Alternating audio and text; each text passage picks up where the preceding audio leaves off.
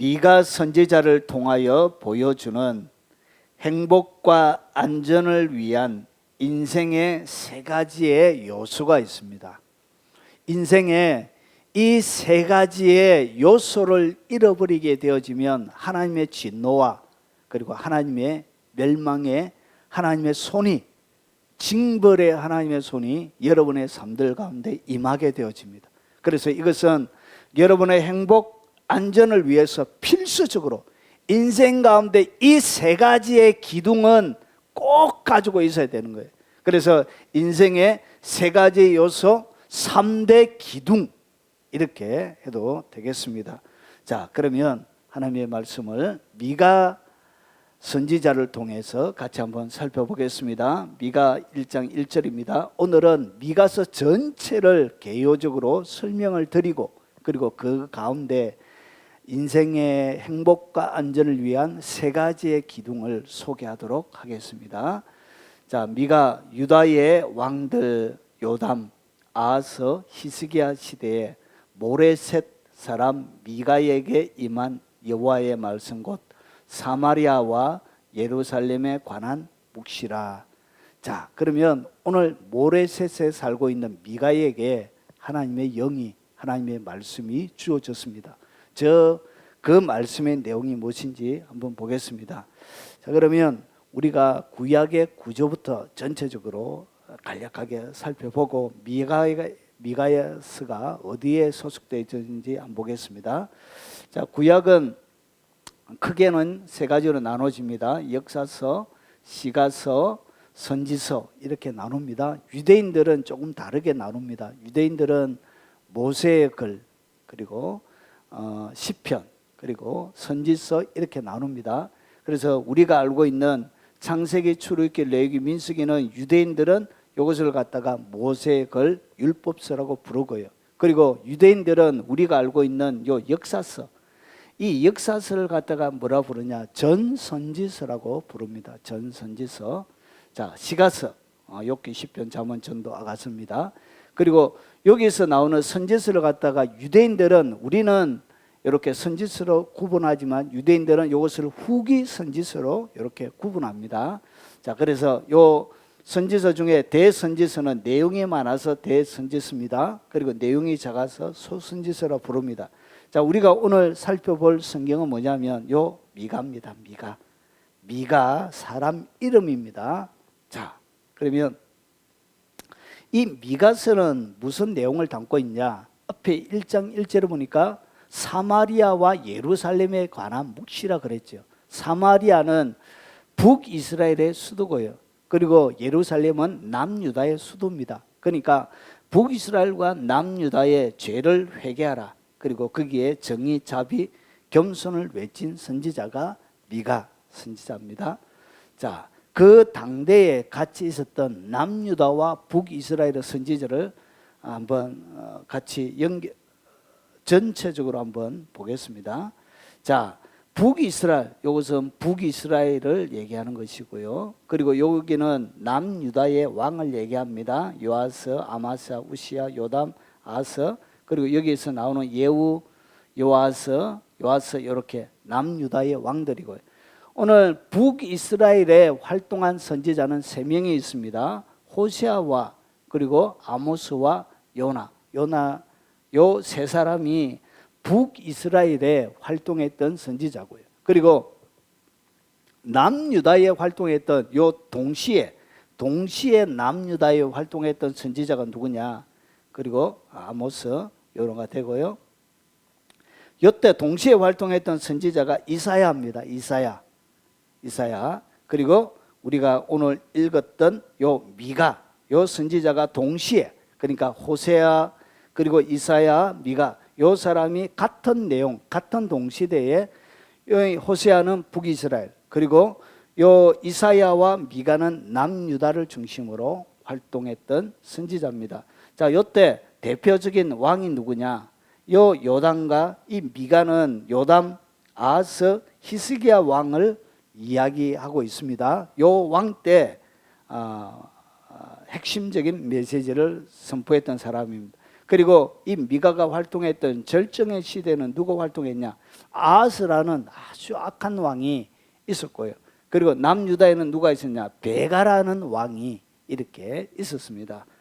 자, 그러면 오늘 미가 선지서를 이해하기 위해서는 역대하 28장 1절부터 7절을 한번 읽고 우리가 미가서를 보면 훨씬 잘 이해할 수 있습니다.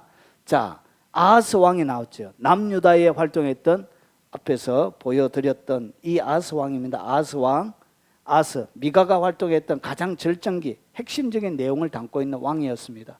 자, 아하스가 왕위에 오를 때 나이가 20세라 예루살렘에 16년 동안 다스렸으나 그의 조상 다윗과 같이 아니하여 여호와 보시기에 정직하게 행하지 아니하고 이스라엘 왕들의 길로 행하여 바알들의 우상을 부어 만들고, 그러니까 북이스라엘의 왕들처럼 악한 행동을 했던 거예요. 뭐 했냐? 바알의 우상을 부어 만들었고요. 그리고 3절에 보세요. 흰놈의 아들 골짜기에 분향하고, 그리고 여호와께서 이스라엘 자손 앞에 쫓아내신 이방 사람들의 가정한 일을 본받아 그의 자녀들을 불살랐습니다. 그러니까 이방 제사를 드는데, 인신 제사를 드리는데 누구를? 자기의 자녀 한 명을 드린 것이 아니고 자기의 자녀들을 불살은 왕이 누구라고요? 그게 바로 아하스입니다. 자녀를 불살라 드릴 만큼 그런 악한 왕이 누구냐? 그것이 아하스예요. 여러분, 사람이 할 수 있는 가장 잔인한 행위가 뭐냐? 자기 자식에게 못되게 행동하는 것이 사람이 할 수 있는 가장 잔인한 일 중에 하나예요. 자, 그러면 자기 한 명도 아니고 자녀들을 불살라서 어떻게 했냐? 우상의 이방에 가증한 제사 때 흰놈의 아들 골짜기에서 제물로 인신 제사를 드렸던 거예요. 그리고 그뿐만 아니고 보세요. 산마다 산에서 이방 제사를 드리는 그런 제단이었습니다. 산당, 그리고 작은 산 위에, 그리고 모든 푸른 나무 아래. 그러니까 이스라엘 나라의 남유다에 있는 나무라는 나무, 모든 나무, 푸른 나무 아래에다가 뭐를 했냐? 제사를 드리며 분향하니라. 이 제사는 누구 제사라고요? 바알의 제사장들과 이방 사람들의 가정한 신들을 섬기는 그런 제사를 했던 거예요. 그러니까 나무 밑에는 뭐가 있어야 되죠? 자기의 백성들을 더운 여름에 쉬게 할 수 있는 벤치나 의자나 쉼터를 만들어내야 될 그곳에 어떻게 했냐? 하나님의 진노를 쌓는 뭘 만들었냐? 모든 제사를 분향하는 장소를 만들어 우상의 제단을 만들었다는 거예요. 이런 왕이 누구라고요? 이 왕이 바로 아하스입니다. 그러니까 온 나라 가운데 우상의 제물로 드리는 예배의 향이 올라가는 우상으로 가득 들어차게 만들었던 사악한 왕이었습니다. 그러므로 그의 하나님 여호와께서 그를 아람 왕의 손에 넘기셨어요. 그러니까 이방 왕들에게 넘긴 거예요. 그래서 어떻게 했냐? 그들이 쳐서 힘이 많은 무리를 사로잡아 다메섹으로 갔습니다. 그러니까 몇몇을 사로잡아 간 것이 아니고 아람 왕에게 딱 넘겨가지고 하나님께서 어떻게 했냐? 전쟁을 일으켰는데 힘이 많은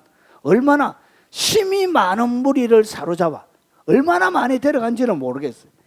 힘이 많은 무리를 사로잡아 가니까 여러분 마을들마다 쑥대밭이 된 거예요.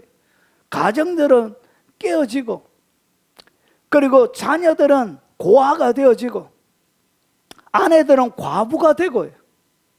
이런 일이 온 가정들이 풍지박산이 되는 깨어지는 이런 일이 벌어진 거예요. 그것뿐만 아니고 이스라엘 왕의 손에 넘기면 그 앞에 이스라엘 왕이 누구냐? 베가였습니다. 베가 다음에 이스라엘 호세아를 통해서 북이스라엘은 멸망해요. 그러니까 악한 왕, 이스라엘 나라 가운데 최고로 악한 왕 보세요. 이 베가예요. 베가 다음에 그 다음에 보세요. 호세아를 통해서 722년에 베가 다음에 호세아 왕, 그리고 난 다음에 720년에 멸망해요. 이스라엘 나라가 극악무대에서 결국은 아수르에게 720년에 멸망하는데, 이 아하스 왕은 얼마나 하나님의 보기에 사악했냐? 무너뜨리는 베가 왕에게 손에 붙여가지고 아하스를 치게 할 만큼 그 사악한 왕, 이 베가보다 훨씬 사악한 한 거예요. 그래서 어떻게 했냐? 베가에게 붙였던 거예요. 이스라엘 왕. 능김에 그가 쳐서 크게 살육하고 온 하나님의 백성들이 도륙이 되어지는 형제죠. 형제 나라죠. 이는 그의 조상들의 하나님 여호와를 버렸습니다. 르말리아의 아들 베가가 유다에서 하루 동안에 용사 12만 명을 죽였습니다. 누구를 죽였다고요? 용사를 12만 명. 여러분 우리나라 군대가 60만 정도밖에 안 되잖아요. 그 시대에 12만 명의 용사 군인을 죽였다면 엄청난 숫자예요. 그래서 이 르말리아의 아들 베가, 이게 누구냐? 이스라엘의 왕의 이름이죠. 베가. 이 악한 사악한 왕에게 손에 붙일 만큼 이 아사는 더 사악했던 거예요. 그래서 요시야, 이 미가가 뭘 보았다고요?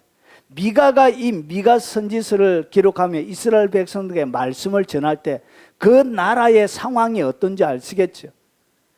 이 아람 왕이 쳐들어와 가지고 온 나라 가정은 풍지박산이 나고 고아가 되어지고 과부가 되어지고 그리고 호라비가 되어지고 그리고 재물들은 약탈이 되어지고 그리고 용사들이 12만 명이나 되는 용사들을 죽였다면 자기의 아들들이 죽어져가는 이런 처참한 일들이 그의 눈앞에서 펼쳐졌던 거예요. 이 사회적인 배경 위에 누가?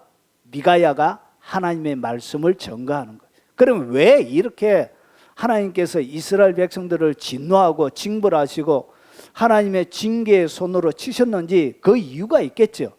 그 이유를 이 미가야를 통해서 선포하고 이스라엘 백성들이 다시금 돌아오게끔 회복하도록 하나님께서 그렇게 미가 선지자를 보냈던 거예요. 자, 호세아는 북이스라엘에 활동하는 선지자고요. 그리고 이사야는 예루살렘을 중심으로, 아모스는 우리 한국 성경에는 드구아라고 되어져 있습니다. 태과. 이 드구아, 이 호세아는 남유다 출신인데 어디에서 활동했죠? 북이스라엘에 활동했습니다. 오늘 우리가 알고 있던 이 미가야 선지자는 모레셋, 바로 예루살렘 아래에 있는 동네에서 사역, 하나님의 부름을 받은 시골댁이었습니다. 그러니까 교육을 잘 받은 전문적인 사역자가 아닌 시골 평민 출신입니다. 그 평민 출신이 어디에? 시골에 살다가 예루살렘에 휘황 번쩍한 예루살렘에 오니까 눈이 휘둥그레질 만도 한데 이 미가야는 눈에 보이는 화려함들 뿐만 이 도시 거기에 그의 눈이 사로잡힌 것이 아니라 하나님의 눈으로 이 예루살렘, 자기가 살던 곳과 비교되지 않는 발달된 이 예루살렘을 보고 이스라엘 나라를 보고 하나님의 메시지를 전가하는 것입니다. 자, 그러면 한번 본론적으로 내용을 들어가 보도록 하겠습니다. 미가 선지서는 어떻게 되냐? 세 편의 설교는 아닌데 핵심적으로 주제가 이렇게 세 편으로 이렇게 나눠져 있습니다. 자, 1장부터 3장까지는 뭐가 나오냐? 심판 예고입니다. 하나님이 더 뭐 하겠다? 심판하겠다고. 결국은 심판하는데 하나님이 이 미가 당시에 어떻게 아람도 붙이고 이스라엘도 붙인 거예요. 그의 메시지를 전가하는 것과 똑같이 하나님이 그 당대에 일이 일어난 거예요. 그래서 왜 백성의 하나님의 심판에 대한 내용이 나오고요. 그리고 3장부터는 지도자의 심판 내용이 나옵니다. 그리고 4장부터 5장까지는 회복에 대한 이야기가 나옵니다. 하나님이 이스라엘 백성들을 징벌하고 아하스 왕이나 이런 요담 악한 왕을 통해서 나라가 완전히 무너지는 것 같지만 그들이 뭐하면 회개하고 돌아오면 하나님께서 어떻게 하냐? 왕국에 대한 새로운 약속을 주시는 거예요. 그리고 거기에 한 왕에 대한 얘기가 나옵니다. 이 왕이 누구냐? 바로 예수 그리스도를 얘기합니다. 짧게는 누구를 얘기하냐? 히스기야를 얘기하고, 그리고 먼 미래에는 누구를 얘기하냐? 바로 예수 그리스도에 대한, 베들레헴에 예수님이 탄생하실 것에 대한 예언이 바로 이 5장에, 미가 5장에 나옵니다. 그래서 구원과 승리에 대한 그런 이야기가 나옵니다. 그리고 그 다음에 회개를 공고하는데 하나님이 항상 이스라엘 백성들을 징벌하실 때 하나님 뭐 하시냐? 왜 심판하는 것이 왜 정당한지를 하나님이 이스라엘 백성들에게 그 정당성을 이스라엘 백성들에게 설명을 합니다. 그것이 바로 6장이고요. 7장에는 그렇게 하지만 하나님이 다시금 또 회복시킬 구원의 약속을 얘기합니다.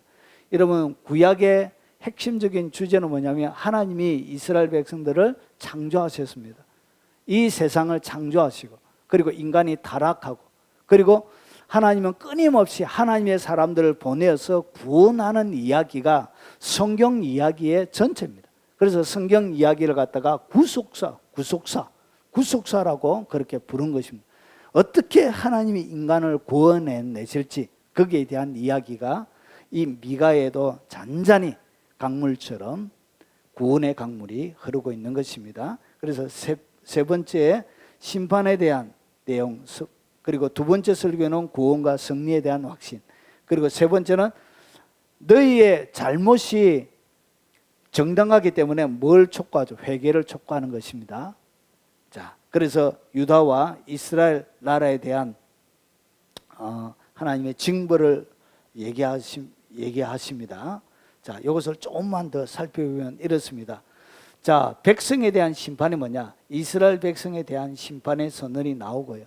그리고 그 다음에 심판의 이유, 회복에 대한 이야기가 2장 1절부터 3절에 나옵니다. 그러니까 회복에 대한 이야기는 심판하고 나서 계속 조금씩 계속 반복적으로 같이 이렇게 등장하고 있습니다. 그리고 지도자에 대한 심판, 왜 정치 지도자에 대한 범죄와 심판에 대해서 설명하고요. 그 3장에는 또 종교 지도자에 대한 범죄와 심판의 내용이 나오고요. 그리고 여기에 일반 지도자, 여기에는 선지자들, 그런 사람들 얘기합니다. 지도자 전체의 범죄와 심판에 대한 설명이 나옵니다. 그리고 2장 두 번째 설교에는 회복에 대한 내용이 나옵니다. 왕국의 영광이 회복되어지고 그리고 뭐가 더 하냐? 왕국이 도래할 것을, 그리고 남은 자들이 다시금 세워질 것을 하나님이 그렇게 약속하고 있습니다. 그리고 왕에 대한 메시아 탄생, 그리고 통치자 되시는 메시아에 대한 설명이 나오고 있습니다. 요때 아하스 왕 즉위할 때 누가 유다 미가 선지자가 사역을 시작하고 요때 같이 이사야도 사역이 같이 시작되어집니다. 그리고 북이스라엘의 호세아 사역이 종료되어지고 북왕국이 미가 선지자의 예언대로 멸망하는 것을 미가 당대에 그렇게 예언이 성취되어지는 것을 보게 되어집니다. 그러고 나서 미가 사역이 이렇게 마무리가 되어집니다. 자, 그리고 회개에 대한 내용을 보면 하나님의 은혜로운 행사에 대한 변론이 나오고요. 왜 하나님께서 징벌이 정당한지를 설명합니다. 그리고 참된 회개를 공고하고요. 그리고 심판의 내용이 나옵니다. 그리고 7장에는 뭐가 나오냐? 이스라엘의 타락에 대한 애가, 이스라엘이 이렇게 타락할 수밖에 없었던 데 대한 이 애가가 나오고요. 슬픈 노래가, 그리고 심판, 회복. 심판하지만 하나님이 다시금 회복시킨다. 그리고 이스라엘 회복을 위한 중보 기도가 나오고 미가 선지자 이야기가 이렇게 마무리가 되어집니다. 자, 그러면 세부적으로 보면 이 미가 선지자는 평민 출신입니다. 평범한 백성이었습니다. 자, 그러면 이 미가 선지자는 무엇에 대해서 했나? 북이스라엘 앞에 사마리아 얘기하죠. 북이스라엘의 수도가 사마리아입니다. 그래서 북이스라엘과 남유다 예루살렘의 심판의 메시지가 나옵니다.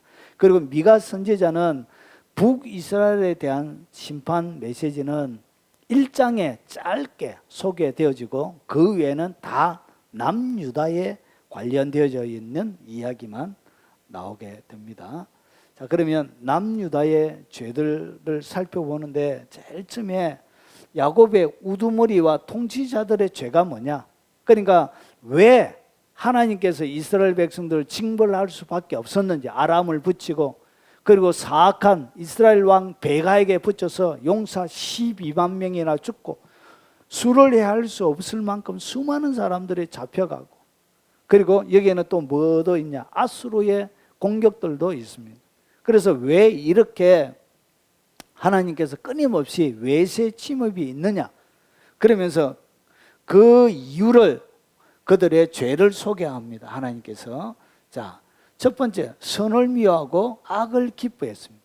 왜 그러냐? 왜 하나님이 이방 나라를 들어서 계속 이스라엘 남유다를 쳤느냐?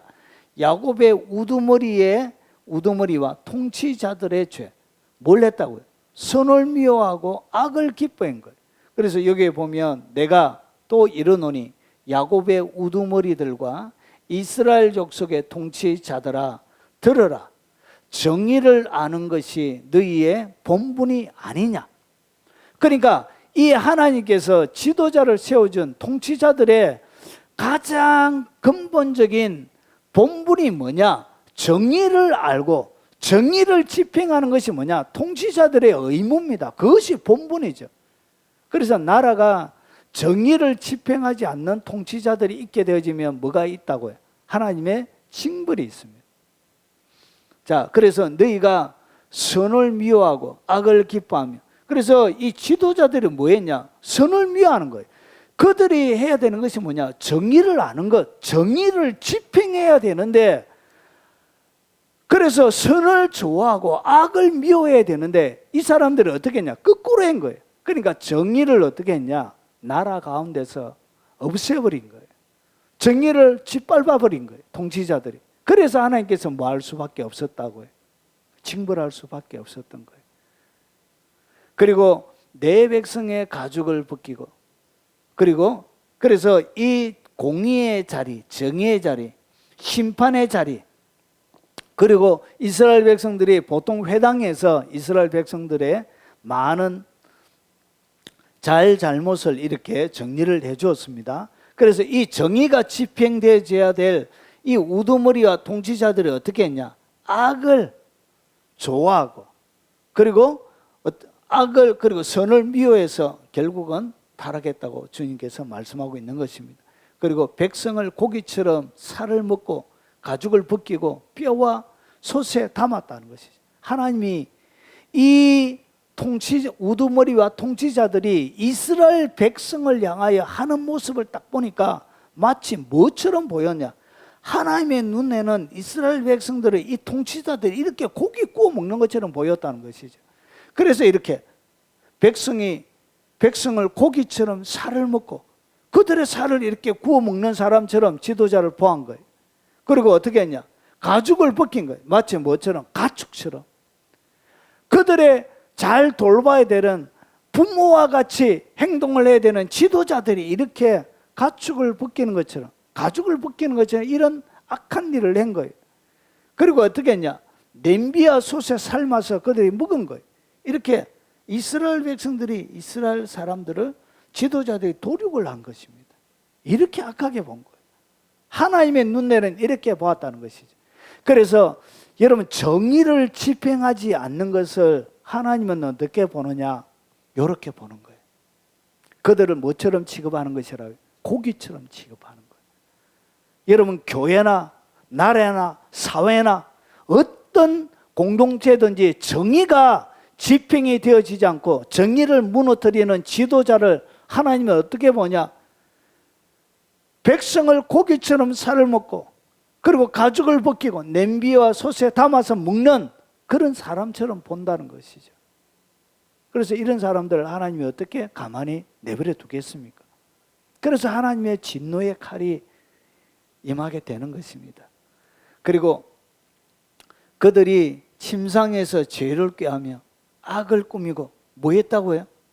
침상에서 죄를, 자는 자리에서 마지막 쉬어야 될, 여러분 내일 아침에 일어나지도 못할지도 모르는, 여러분 그의 인생 가운데 마지막 잠을 청할 수도 있는, 마지막 밤이 될 수도 있는 그 침상에서 뭐 했나?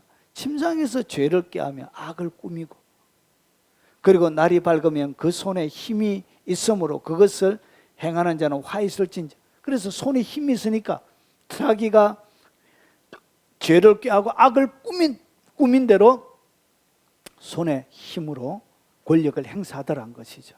이런 사람들을 하나님이 가만히 둘 수가 없는 것이죠. 자, 그리고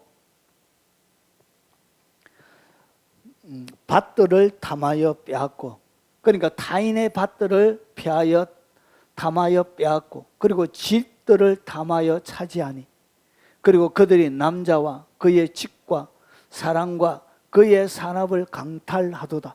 그래서 여러분, 이 지도자들이 어떻게 했냐, 나라 가운데서 빼앗게 되어지니까 아무것도 없는 사람들이 어떻게 했냐, 예루살렘으로 막 이렇게 뜨돌이처럼 막 이렇게 몰려들기 시작했습니다. 열왕기 상하에 보면 그런 내용이 나와요. 그래서 사회적인 무리와 문제들이 많이 일어나게 되어집니다. 하나님은 이스라엘 백성들 가운데 기업을 주셨는데 그 기업, 하나님이 주신 것을 어떻게 했냐, 그들의 권력을 통해서 빼앗았다는 것이죠. 그래서 이렇게 아름다운 그들의 산업을 어떻게 했냐, 집들을 빼앗은 거예요. 그리고 그들의 집들을 빼앗아 버린 거예요. 산업도 빼앗고 밭도 빼앗고 집도 빼앗고. 그리고 어떻게 했냐, 남자들과 그리고 사람들을 어떻게 했냐, 노예처럼 이렇게 하나님이 같이 생활하게 했던 자신의 믿음의 형제, 그 형제들을 어떻게 했냐, 노예처럼. 그리고 희년이 되어지면, 이스라엘 나라 가운데는 50년이 되어지면 원래 주인으로 다 돌려보내야 돼. 그것을 갖다가 희년이라 그래요. 50년.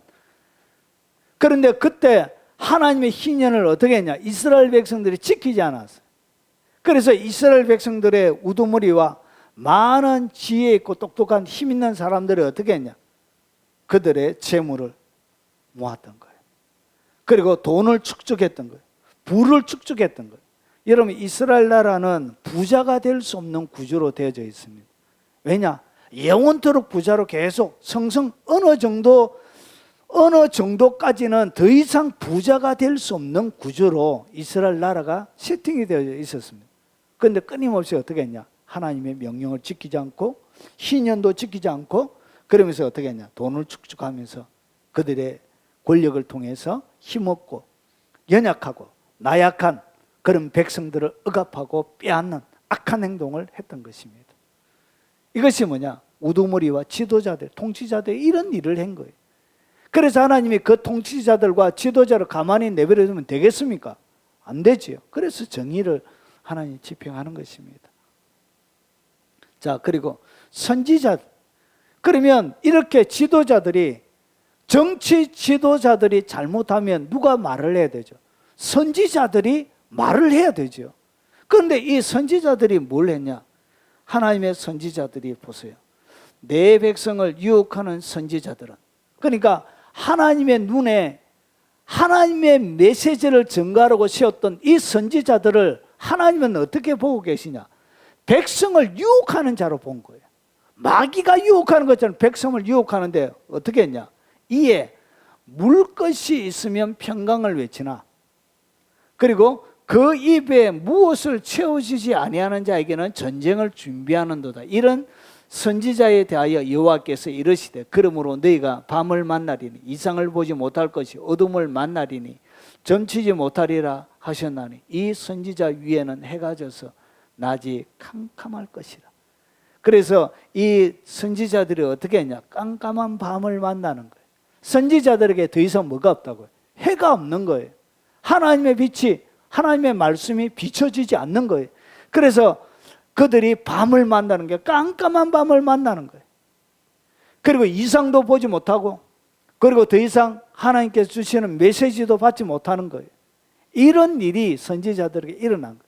결국은 탐하는 선지자, 재물을 원하는 선지자, 그리고 많은 물질을 탐하는 선지자는 이미 하나님이 뭘 주지 않는다고요? 이상을 주지 않습니다. 그들에게는 어두움을 주세요. 그리고 해가 져서 낮이 깜깜할 것이라. 낮에도 깜깜한 일이 벌어져요. 그래서 그런 사람들에게는 뭐 해야 된다고요? 여러분이 뭘 물으면 안 돼요. 여러분, 그런 사람들을 여러분 아무리 지도자를 따라가면 안 돼요. 그런 사람들은 어떻게 하냐? 결국은 하나님의 눈에는 유혹하는 선지자처럼 보이게 된다는 것이죠. 탐하는 사람, 욕심, 지나치게 물질을 강조하는 사람, 그런 사람들은 이미 유혹하는 자예요. 자, 그리고 그들이 원하는 것은 뭐냐? 하나님의 메시지를 통해서 하나님의 백성들의 말씀대로 살아가는 것이 그들의 목적이 아니었어요. 선지자들의 목적은 뭐였냐? 돈이었습니다. 돈. 그래서 입에 물 것을 주면 평강을 외치고 입에 먹을 것을 주지 아니하면 무엇을 채워주지 않은 자는 뭘 준다고? 전쟁을 준비해서 화를 선포하는 거예요. 저주를 선포하는 거예요. 그것이 뭐예요? 전쟁을 준비하는 거예요. 저주하는 거예요. 저주. 평강을 외치지만 그들은 뭐가 없다고요? 예. 쏟아진 물처럼 어떻게 했냐? 전쟁, 저주를 퍼붓는 것입니다. 그래서 돈 많이 주면 좋은 예언 해줘요. 기가 막힌 예언을 해줘요. 그가 악한 행동을 하고 술집을 경영하고 그리고 사기치는 일들을 함에도 불구하고 보이스피싱으로 막 기업을 확장해 가는데도 뭘 외친다고요? 돈을 많이 주면 평강을 외치는 거예요. 그리고 주님의 진리대로 살아가면 그에게 주님의 진리대로 그가 잘 살아가도 그에게 돈을 주지 않으면 뭘 외치냐? 전쟁을 준비하는 거예요. 저주를 퍼붓는 것입니다. 선지자들이 이런 일을 한 거예요. 그래서 하나님의 눈내는 얼마나 아프겠습니까? 하나님의 마음이. 제사장들은 뭐였냐? 그러면 제사장들은 이스라엘 백성들이 지었던 죄에 대해서 어떻게 했죠? 하나님의 이스라엘 백성들은 모든 죄를 짊어지고 가서 이렇게 이스라엘 백성들이 정결함을 받도록 여러분 1년에 한 번씩 뭐가 있죠? 7월 10일 날 대속죄일이 있습니다. 대속죄일. 나팔절을 불게 되면 나팔절 부는 7월 1일부터 그리고 7월 9일까지 어떻게 하냐? 모든 1년 동안 지었던 잘못했던 사람들을 찾아다니면서 회개하는 시간을 9일 동안 이스라엘 백성들은 가져요. 그리고 나서 모든 사람에게 잘못한 그 잘못한 죄를 9일 동안 철저하게 회개하고 그 다음에 10일 되어져서 하나님께 잘못한 죄를 대속죄일 날 하나님 앞에 용서를 구하는 것이 대속죄일 7월 10일입니다. 그 모든 제사를 침례하는 것이 제사장들이에요. 그런데 이 제사장들은 뭐였냐? 이 미가야 가운데 보여줬던 제사장들은 이렇게 한 거예요. 그들의 우두머리들은 뇌물을 위하여 재판하고 제사장들은 삭을 위하여 교훈하며 그러니까 돈을 많이 주는 거에 따라 뭐 한다고요? 교훈을 하는 거예요. 돈을 안 주면 그의 손에 봉투를 주지 아니하면 뭐 하지 않는다고요? 하나님의 교훈을 가르쳐 주지 않았다는 것이죠. 여러분 그 시대에는 하나님의 율법을 제사장들이나 서기관들이나 그런 사람들만 가지고 있었습니다. 그래서 그들의 하나님의 말씀을 들을 수 있고 언제든지 찾아볼 수 있는 그런 문화가 아니었어요. 인쇄술이 그렇게 발달하지 않았죠.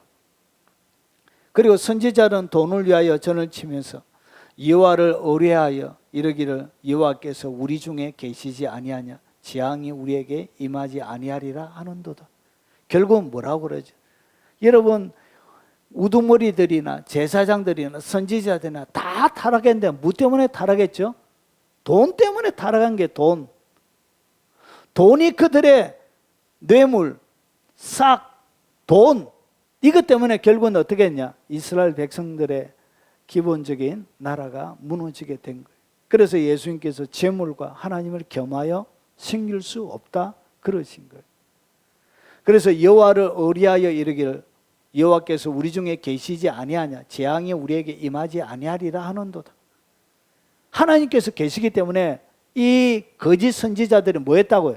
이렇게 죄를 많이 지고 있음에도 불구하고 회개하라고 가르치지 않고 여호와께서 우리 중에 계시지 아니하냐 재앙이 우리에게 임하지 아니하리라 하는도다. 그러니까 평화를 외친 거예요. 거짓 평화를 외친 거예요.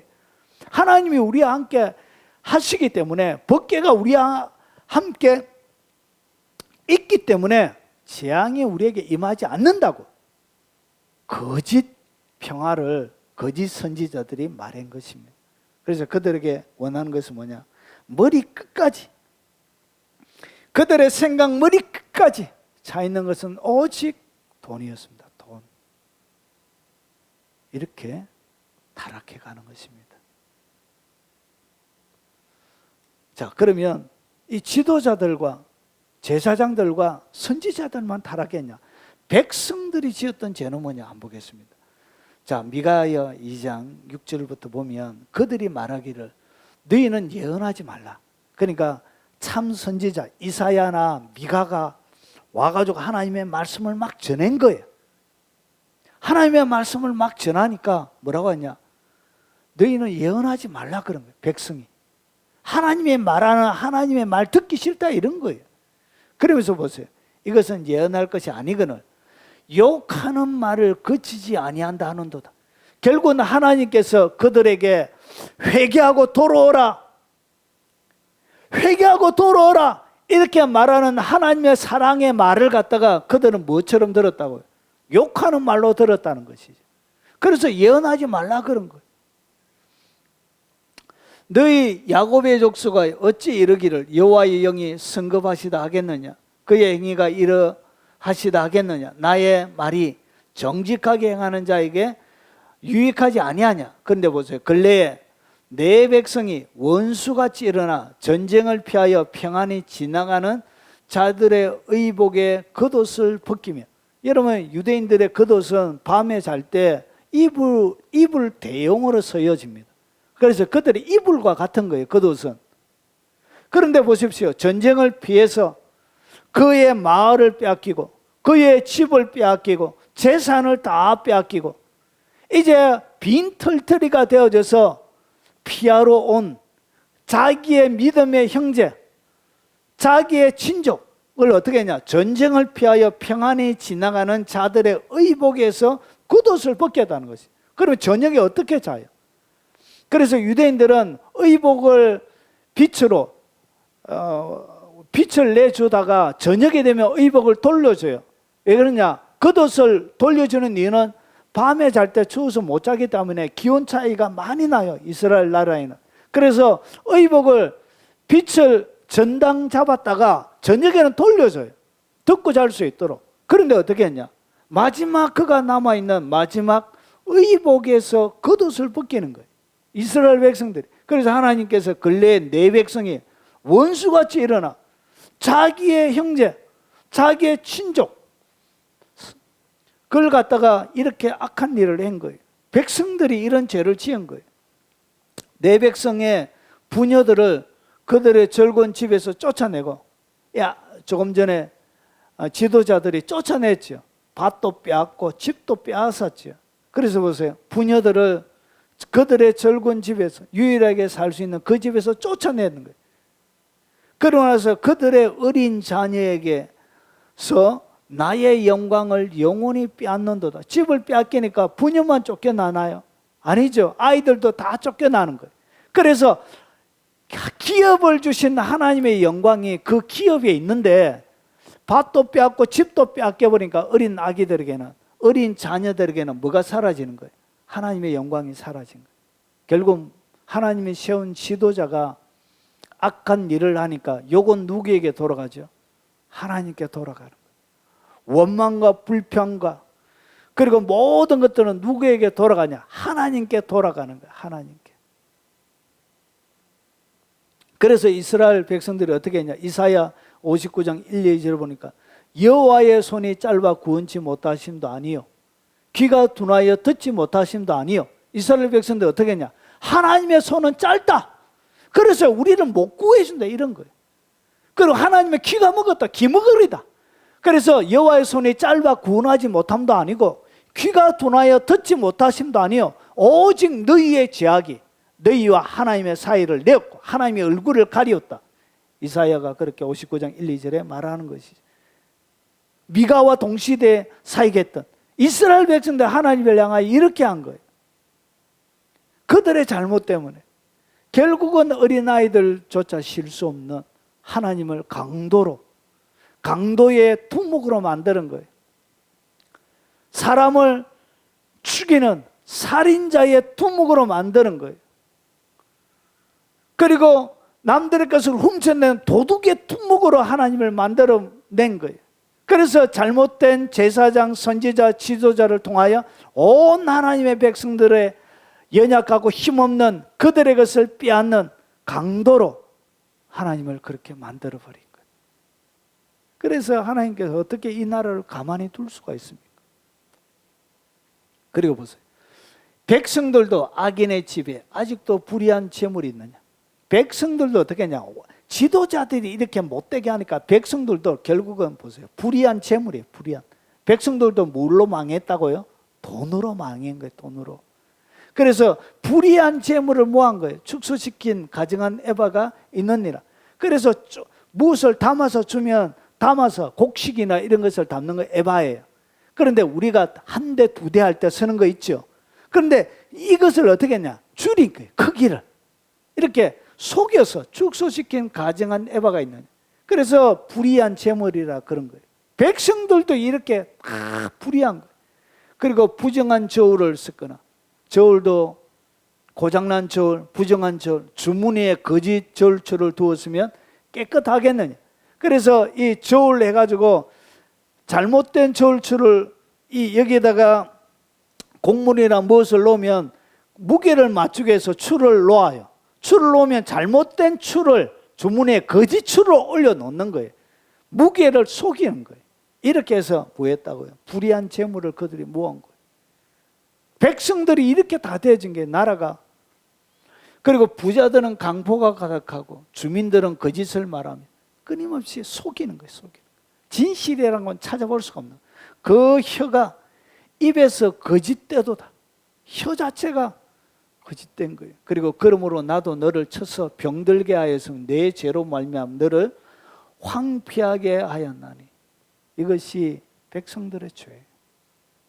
그러니까 온 나라가 더 이상 회복할 수 없는, 하나님이 치지 아니하면 안 될 만큼 여러분 온 몸이 상해서 부패되어져 있는, 죄를 통하여 너무나 문드러져 있는 상태에 있는 거예요. 그래서 보세요. 경건한 자가 세상에 끊어졌고 더 이상 경건한 자는 이스라엘 나라에 존재하지 않는 상태가 된 거예요. 하나님의 백성들에게 율법을 주시면서 하나님이 요구한 것이 한 가지가 있죠. 내가 거룩하니 너희도 마라 거룩하라, 이거예요. 그런데 거룩을 유지해야 뭐가 되냐? 경건한 자가 되는데 경건한 자가 세상에 끊어져 버린 거예요. 이렇게 마치 하나님은 그네를 타다가 위에서 타고 있는 떨어져 버린 아기처럼 이 끊어져 버린 거예요. 더 이상 존재하지 않는 거예요. 그리고 보세요. 정직한 자가 사람들 가운데 없도다. 하나님의 눈에는 정직한 자가 없는 거예요. 그리고 무리가 다 피를 흘리려고 매복하며 모든 무리들이 서로 피를 흘리고 숨어서 이렇게 기다리고 있대요. 그리고 각기 그물로 형제를 잡으려고 했다는 것이죠. 그리고 두 손으로 악을 부지런히 행하는도다. 선한 일을 하고 하나님의 일에 열정적으로 해야 되는데, 거룩의 열정을 내야 되는데 두 손으로 악을 부지런히 행하도다. 악을 행하는데 뭐가 있었다고? 열정이 있었다는 것이. 하나님 보기에 얼마나 기가 막히겠습니까? 이스라엘 나라가 이렇게 되어진 거예요. 그 지도자와 재판관은 뇌물을 구하고 권세자는 자기 마음의 욕심을 말하며, 욕심 재물이죠. 그들이 서로 결합하니 재판관과 지도자들과 권세자들 서로 결합해가지고 뭐예요? 자기 마음의 욕심을 말하는 거예요. 욕심을 채우려고 하는 거예요. 그들의 가장 선한 자라도 가시갖고. 그래서 그 하나님의 눈에 비춰진 이스라엘 나라의 가장 선한 자가 뭐처럼 보였다고? 가시처럼 보인 거예요. 하나님의 눈에 가장 선한 자가 가시처럼 보였다는 것이죠. 나라가 이런 상태가 되어진 거예요. 아스, 잘못된 하나의 지도자가 그런 거예요. 그리고 가장 정직한 자라도 찔레 울타리보다 더 하도다. 찔레 울타리보다 뭐하다고요? 그 시대의 가장 정직한 자도 찔레 울타리보다 더 나쁘더란 것이죠. 그래서 총체적인 무너짐이 이스라엘 나라 가운데 있었던 거예요. 이 나라 가운데 회복이 없었던 거예요. 그래서 아람에 붙이는 거예요. 그래서 아수르에 붙이는 거예요. 그래서 사악한 배가 같은 악한 왕에게도 이렇게 붙이게 되어졌던 거예요. 아하스가 이런 잘못을 한 거예요. 그 나라가 엉망이 된 거예요. 엉망이. 시궁창이 되어진 거예요. 자, 남유다 백성에게 하나님이 원하시는 것이 뭐냐? 보십시오. 내가 무엇을 가지고 여호와 앞에 나아가며, 그러니까 하나님 앞에 나아갈 때는 뭔가 있어야 되죠. 무엇을 가지고 나아가며 높으신 하나님께 경배할까? 내가 번제물로 1년 된 송아지를 가지고 그 앞에 나아갈까? 하나님이 1년 된 송아지 그리고 제물을 가지고 오라 그랬지요. 그래서 미가가 얘기하는 거예요. 여호와께서 천천의 수양과 만만의 강물 같은 기름을 기뻐하실까? 천천의 수양이면 얼마나 많아요. 천의 천이니까 천 곱하기 천이에요. 예루살렘에 다 들어 넣어놨지도 못해요. 만만의 강물 같은 기름. 수양 제사를 드릴 때, 여러분 화목제를 드릴 때 기름을 태우지요. 그때 태우는 하나님이 좋아하는 기름 기뻐하실까? 내 허물을 위하여 내 맏아들 내 영혼의 죄로 말미암아 내 몸의 열매를 드릴까? 사람아, 주께서 선한 것이 무엇임을 내게 보이셨나요? 그러니까 하나님께서 선한 것이 무엇인지, 하나님께서 원하시는 것이 무엇인지 이 미가한테 가르쳐 준 거예요. 그러면서 이 무너진 인생, 날마다 이방인들이 침몰하고, 그리고 기업도 빼앗기고 집도 빼앗기고 부녀도 쫓겨나고 자녀들도 쉴 곳을 얻지 못하고 아들들은 전쟁터에서 나가서 죽고, 여러분 악한 지도자들 가운데 자기들이 조금 있는 것까지 다 빼앗기고, 위로를 해줘야 될 선지자한테도 착취를 당하고, 위로함을 받아야 될 제사장한테도 착취를 당하고, 정의의 보호를 받아야 될 그 지도자한테도 착취를 당하고, 어디에도 쉴 곳이 없는 그 이스라엘 백성을 향하여, 그 나라를 향하여 하나님께서 뭘 하냐? 여호와께서 내게 구하시는 것은 오직 정의를 행하며, 하나님이 원하시는 것이 뭐라고요?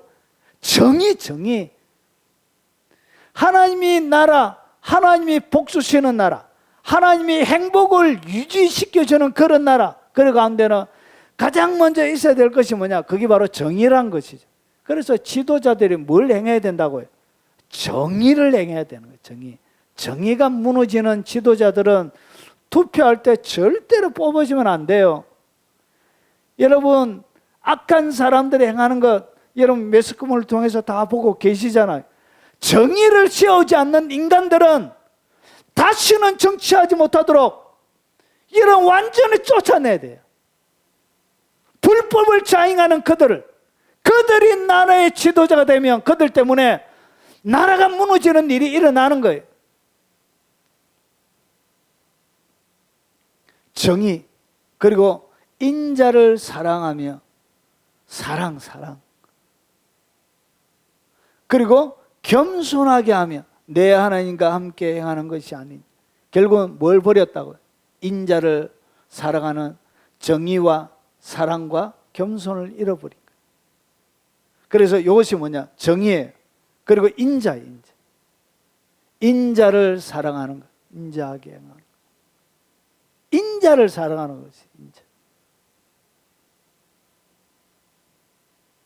그리고 뭘 버렸다고요? 겸손을 버린 거예요. 인자를 사랑하는 사랑을 버린 거예요. 그래서 보세요. 미가 선지자를 통하여 보여주는 행복과 안전을 위한 인생의 3대 요소, 3가지의 기둥이 뭐냐? 바로 정의입니다. 그리고 인자하게 행하는 것입니다. 헤세드를 행하는 것입니다. 인자하게 행하는 것입니다. 그 인자를 뭐하고? 사랑하는 거예요. 사람을 사랑하고, 첫째는 하나님을 사랑하고, 그리고 하나님이 붙여주신 사람을 많은 것 사랑하는 거예요. 그리고 뭐가 필요하다? 겸손한 것. 요 3가지가 뭐냐? 이것이 바로 인생의 3대 요소입니다. 자, 그래서 보세요. 남유다를 향한 하나님의 심판이 뭐냐? 결국은 내가 먹어도 배부르지 못하고, 아무리 그들이 재물을 많이 쌓으려고 막 해도 뭐 하지 못한다고요? 배부르지 못해요. 그리고 항상 그래서 먹어도 뭐하냐? 계속 먹어도 속이 안 차는 거예요. 속이. 그리고 항상 속이 빌 것이며, 그리고 내가 감추어도 보존되지 못하고, 여러분 재물을 많이 모아가지고 아주 좋은 금고에 딱 여러분이 숨겨놨는다고 해도 뭐하지 않는다고요. 감추어놔도 여러분 다 발각이 돼요. 발각이 됩니다. 그리고 보존된 것은 내가 칼에 붙일 것이며, 그래서 잘 감추어졌다라고 하는 그런 것들은 어디에 붙인다고요? 칼에 딱 붙인다고, 하나님께서. 잘 감추어진 것이 감추어졌다고 가만히 있는 것이 아니고 결국은 그것 때문에 뭘 받는다고요? 칼 받는다는 거죠. 칼. 그리고 내가 씨를 뿌려도 추수하지 못할 것이며, 열심히 씨를 뿌린 거예요. 씨를 뿌린데도 뭐 하지 못하냐? 여러분 다 기업을 빼앗은 거예요. 남의 밭을 다 빼앗은 거예요. 그 밭을 빼앗아서 거기에다가 씨를 뿌려도 뭐 하지 못한다고요. 하나님께서 뭘 주지 않느냐? 여러분 뿌려도 추수하지 못할 것이며, 그리고 감람 열매를 밟아도 기름을 내 몸에 바르지 못하며, 포도를 밟아도 술을 마시지 못하리라. 결국은 어떻게 하냐? 아무런 열매가 없게 만든다는 거지. 열심히 일을 하는데, 여러분 포도를 따면 얼마나 힘이 듭니까? 감람나무 그것을 따서 기름을 짜려고 하면 또 얼마나 수고가 들어요. 그렇게 수고하고 애써도 뭘 얻지 못하냐? 몸에 바르지도 못하고 마시지도 못하게 된다는 것이. 그래서 모든 수고가 숲으로, 여러분 모든 수고가 그냥 날아가 버리게 된다는 것이죠. 여러분 그래서 이렇게 하나님께서 징벌하신다는 것이죠. 자, 그러면 하나님은 징벌로만 끝나느냐? 그렇지 않습니다. 여러분 하나님의 모든 메시지들은 이 하나님께서 그들의 잘못들을 들춰내고, 여러분 이 치부잖아요. 여러분 부끄러움이잖아요. 여러분 지금 장관들이 장관 되려고 여러분 청문회 하고 있잖아요. 그러면 지난날에 살았던 삶이 부끄러워 덮여졌던 삶들이 어떻게 이렇게 낮에 여러분 햇볕 가운데 드러나게 되어지잖아요. 여러분 부끄러운 치부잖아요.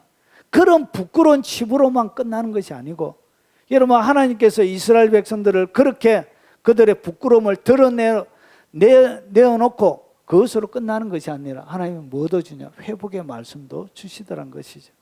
그래서 보십시오. 말이래 여호와의 전에 산이 산들의 꼭대기에 굳게 서며 작은 산들 위에 뛰어나고 민족들이 그리로 몰려갈 것이며, 그리고 곧 많은 이방이 가며 이르기를 오라. 오늘 우리가 앞에 불렀던 찬송, 오라 우리가 여호와의 산에 올라가서 야곱의 하나님의 전에 이르자.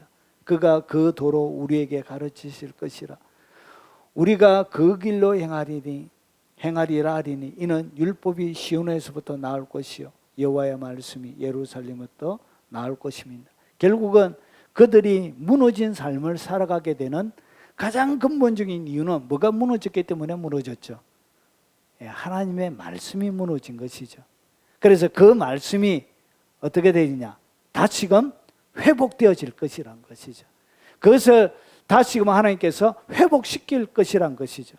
여러분 구약에 나오는 모든 예언은 복합 예언입니다. 이 말이라는 것은 가장 짧게는 히스기야를 통해서 이 말씀이 어떻게 성취가 되어집니다. 히스기야.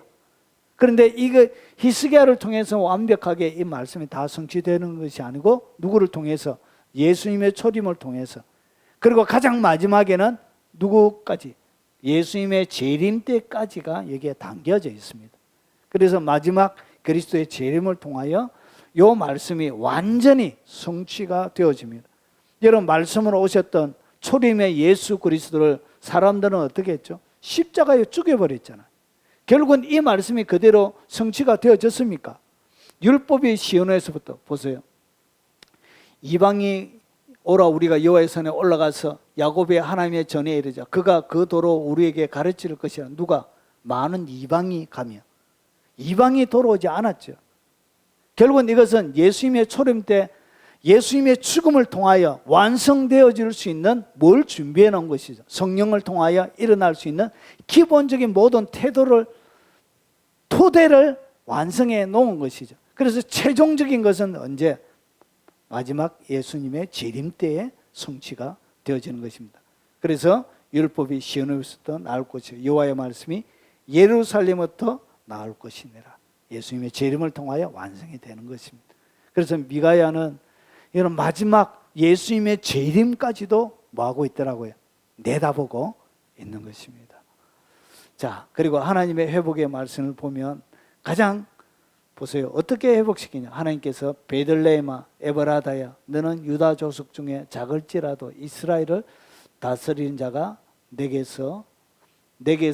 내게로 나올 것이라. 그의 근본은 상고의 영원에 있느니라. 그래서 영원이신 그분, 그리고 상고, 가장 오래된 시작을 얘기하는 것이죠. 시작점, 그걸 상고라 그러죠.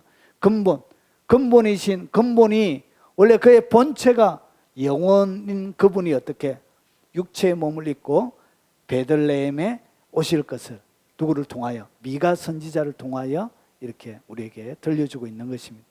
그래서 1차적으로는 예수님의 초림을 통해서 이것이 완성이 되어집니다. 그리고 보십시오. 주와 같은 신이 어디 있으리까? 하나님께서 회복을 주시는데 누구 왕을 보내주시는 거예요. 누구 왕? 가까이에는 이분이 누구죠? 예수 그리스도를 통하여 결국은 모든 것이 회복될 것을 예언하고 있는 거예요. 그리고 미가 7장 18절 20절에 보니까 주와 같은 신이 어디 있사오리까? 주께서 죄악과 그 기업의 남은 자의 허물을 사유하시며 인애를 기뻐하심으로 진노를 오래 품지 아니하시니이다. 이것을 누구를 통해서? 보세요. 죄악 그리고 허물을 사유하시고 인애를 기뻐하시고 진노를 오래 품지 않는데 이것은 누구를 통하여 가능하게 되지냐? 바로 이 왕 베들레헴에 오셨던 그 예수 그리스도를 통하여 이루어질 것을 보여주고 있는 것입니다. 다시 우리를 불쌍히 여기셔서 우리의 죄악을 발로 밟으시고 우리의 모든 죄를 깊은 바다에 던지시리라. 주께서 옛적에 우리 조상들에게 맹세하신 대로 야곱에게 성실을 베푸시며 아브라함에게 인애를 더하시리다. 그래서 하나님의 율법을 다시금 회복시킨 가장 가까이 히스기야를 통하여 이것이 부분적으로 회복이 되어집니다. 그래서 히스기야의 재물이 극에 달하니라 하면서 무너졌던 이스라엘 나라의 평화가 임하고 그리고 회복의 한 시기를 보내게 되어집니다. 이 모든 최종적인 것은 누구를 통하여? 예수 그리스도를 통하여. 그래서 구약을 오실 메시아에 대한 이야기라고 하는 것은 이것은 그 당대의 왕을 통하여 이루어지는 것이 아니라 결국은 예수 그리스도를 통하여 모든 것을 회복하실 것을 이 이사야를 통하여 보여주고 있는 것입니다. 자, 보십시오. 자, 미가 선지자를 통하여 보여주는 행복과 안전을 위한 인생의 3대 요소, 3가지의 기둥은 뭐라 그랬죠? 첫 번째는 정의를 행하는 것이었습니다. 하나님의 율법에 따라 정의를 행하고 그리고 인자 대신에 하나님을 많은 것 사랑하는 것, 하나님을 사랑하면서 살아가는 것, 정의와 그 인자의 자리, 인자를 사랑하면서 그 하나님께서 보여주셨던 사람을 사랑하는 그것이 바로 사랑이 두 번째. 그리고 세 번째는 뭐예요? 사람에게 겸손하는 것입니다. 나보다 남을 낮게 여기니까 남의 것을 할 수 없죠. 속여서 빼앗을 수 없고 거짓말을 할 수 없는 것입니다. 그래서 여러분의 인생 가운데 이것을 사랑이라고 했으면 더 좋았을 걸 제가 작업하다가 아쉬움이 좀 남습니다. 그래서 정확하게 얘기하면 인생의 3대, 여러분의 행복과 안전을 위한 인생의 3대 핵심적인 요소가 뭐라고요? 3가지 기둥이 뭐라고요? 그게 바로 여러분의 삶들 가운데 정의를 세우십시오. 그리고 인자를 사랑하는 사랑의 삶으로 여러분을 채우십시오. 그리고 겸손한 삶으로 여러분의 삶을 채우십시오. 이것이 뭐냐? 여러분이 행복하게 사는 비법이고 여러분의 삶이 안전하게 유지되지는 미가 선지자를 통하여 보여주는 하나님의 진리입니다. 그래서 세 가지의 기둥을 잘 세워서 이 땅 가운데 행복하게 안전한 삶을 살아가는 여러분들 되시길 주 이름으로 축원합니다. 자, 우리 마지막 조금 전에 불렀던 찬송하고 제가 축도로 예배 마치도록 하겠습니다.